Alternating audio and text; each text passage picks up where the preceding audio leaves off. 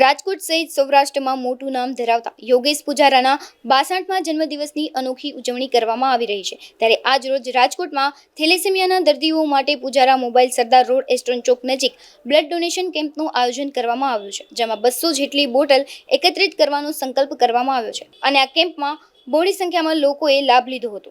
આજે યોગેશભાઈનો 62મો જન્મદિવસ છે। એ નિમિત્તે અમારા ત્યાં મહા બ્લડ ડોનેશન કેમ્પ છે, જેના અંદર દર વર્ષની જેમ અમે આજે પણ 200+ બોટલ અમે ભેગી કરી અને જે થેલેસેમિયા પેશન્ટ હોય છે, જે લોકો ખરેખર બ્લડ માટે ઘણા સિટીમાં તકલીફ હોય છે, જ્યાં આજે અમે બ્લડ એકત્રિત કરીને આપવાના છીએ। આ સિવાય અમારે ત્યાં સાયન્સના એક એક્ટિવિટી પણ છે કે જે લોકો વિકલાંગ બાળકો હોય છે એના થ્રુ અમે કેક કટિંગનું આયોજન પણ રાખ્યું છે। તો અમારા સ્ટોર વિઝિટે 110 બાળકો પણ આ રીતે આવવાના છે અને એની સાથે અમે યોગેશભાઈ પૂજારાનો 62મો જન્મદિવસ ઉજવવા માટે રેડી છીએ।